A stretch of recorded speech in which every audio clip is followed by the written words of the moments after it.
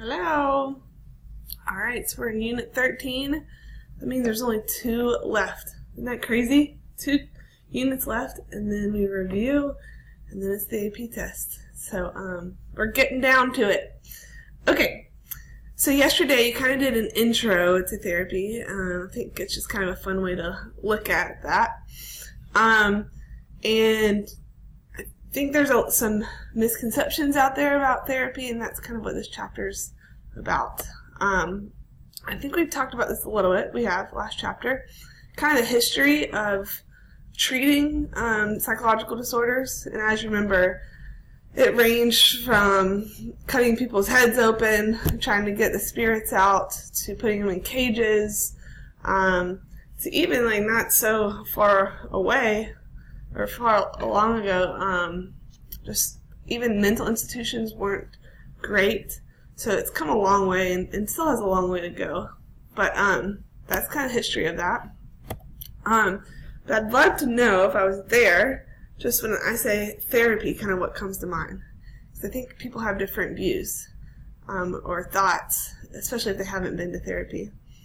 It's actually a lot more common than you would think. I totally recommend it for anybody who's struggling, for sure. So we'll talk about, there's basically 3 different categories of therapy. One is called psychotherapy, and basically that means it's a relationship between you and a therapist. And I mean, they should be obviously trained to do it. It's not just sitting down next to your friend.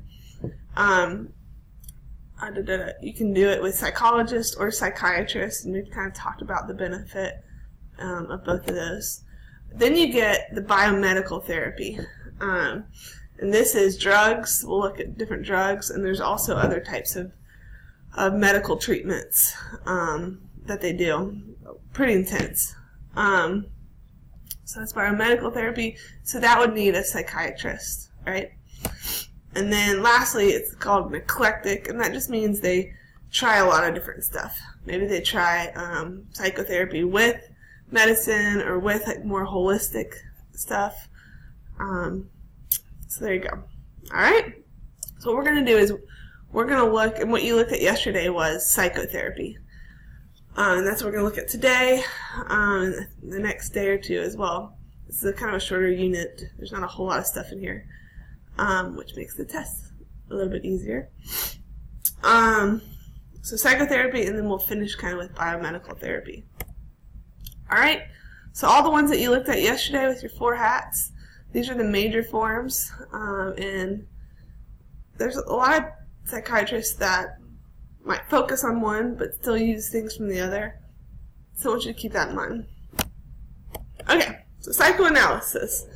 I feel like we've beat this down enough, right? I think you know all this. Who does it have to do with? You said Freud. Good job. Freud might be the most talked about person in this class. Whew. It's early, Saturday morning. Okay. What's the goal of psychodynamic theory? Because you know what psychoanalysis is. You know what Freud is. What's the goal? To get to those unconscious conflicts, right? To get to them, because maybe you've repressed them or whatever, and bring them out and kind of deal with them. Work through your buried feelings. So, like, part of this might be maybe you're struggling with an eating disorder, and the real root could potentially be your childhood, right? And your mom or something like that. And let's say you're a 30-year-old, so it's trying to work through and get down to the bottom of what's causing it and bringing that out and dealing with it. Okay? All right, there you go. That's Freud's office right there. I don't think I would want to go in there, but whatevs. Okay, so how do you get that stuff out? We talked about free association already, saying whatever comes to mind, right? And if it's a therapist listening, they would try and figure out, well, when are they pushing aside these unconscious thoughts? And when they're doing that, that's called resistance. You're resisting it, right? You're blocking it because it causes you anxiety. And so their goal is to help you kind of get through that resistance. And they find that with when you're joking about things, when you say when you change the subject, when you don't want to talk about something. I just said Now you're going to count how many times I say for the rest of this. Don't do it. Now you like can't not do it. Too bad. Where were we? Now I'm thinking about it. Okay, so that's their goal, is to figure out when you're resisting and to help bring it back out. Okay? Interpretation is exactly what it sounds like. Who's doing the interpreting here? It would be the psychologist, right? And they're looking for resistance. They could also interpret dreams, right? That latent content. And then here's another. Okay, this is another word. We haven't really talked about this. Transference or transferring. So let's say you're a psychologist and someone comes in and they're like pissed off at you. They don't want to be there.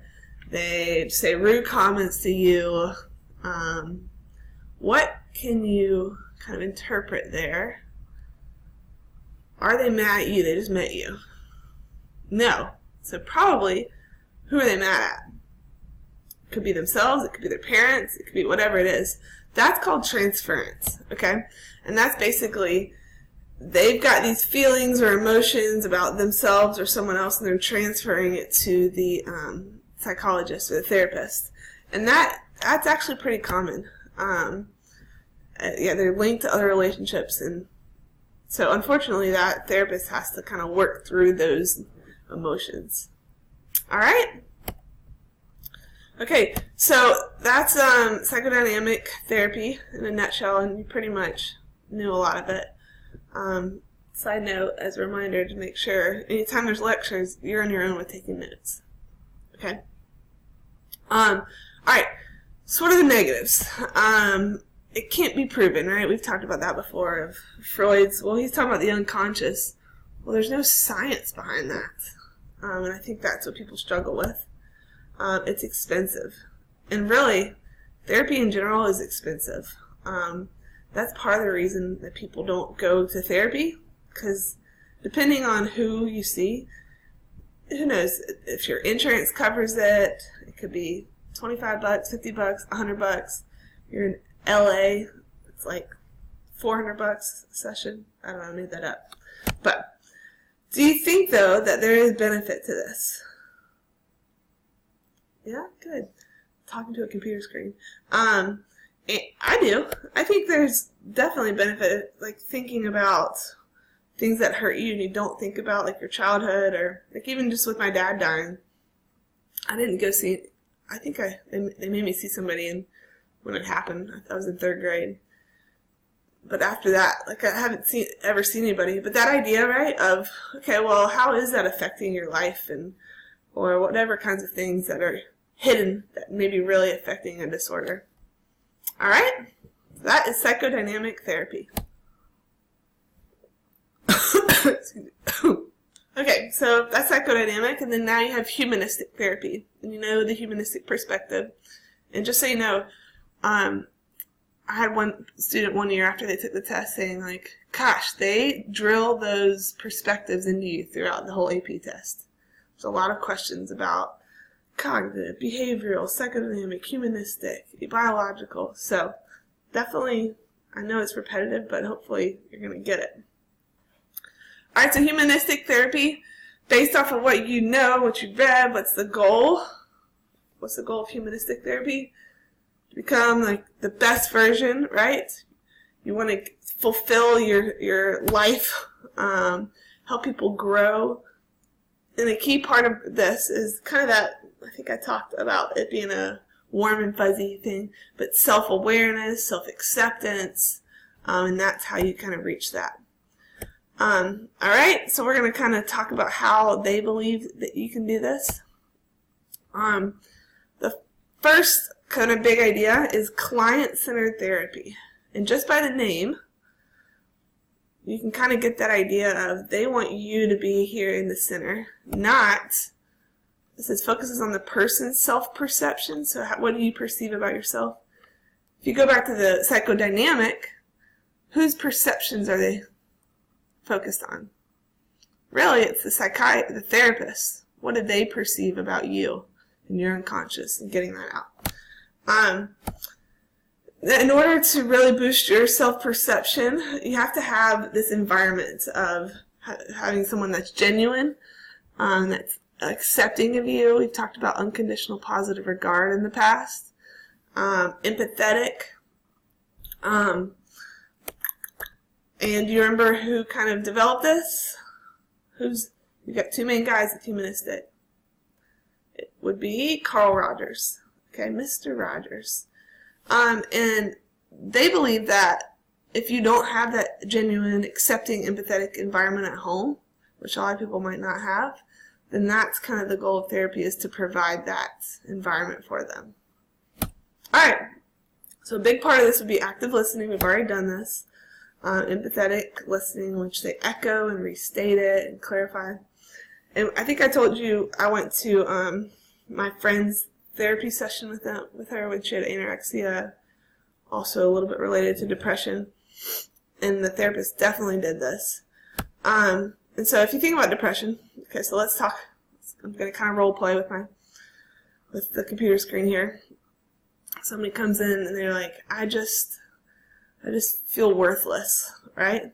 So they would say, okay, so you feel like you have no value. Right? Why? Keep going. Well, it's because nobody wants to be around me, and da-da-da. And instead of like saying, hey, no, idiot, it's not that, they want them to come to the realization that their kind of thinking is off here. So why do you think that nobody wants to be around you, right? And anyway, that's active listening. Okay? All right. And the last one for today, behavior therapy.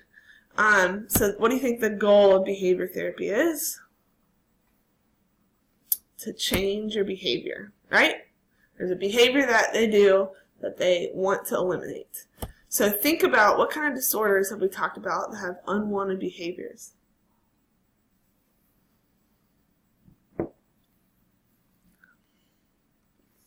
Okay. Phobias, right? If somebody can't get on an airplane, they have a phobia. That's a behavior that they want to change. OCD, what's like an OCD behavior? It could be like turning the lights on and off. It could be checking things, washing your hands. Schizophrenia. We talked about it could be kind of those inappropriate behaviors at different times. Or it could even be like rocking, right? Addictions, that's also there, like drinking, for example, or drugs or whatever. And then another one that's not really on here is, because it could be related to more of like an autism thing, like hitting your head on things or scratching yourself or something like that. But behavior therapy can be used for that too. Okay? And this isn't just theory here. These therapies are actually used.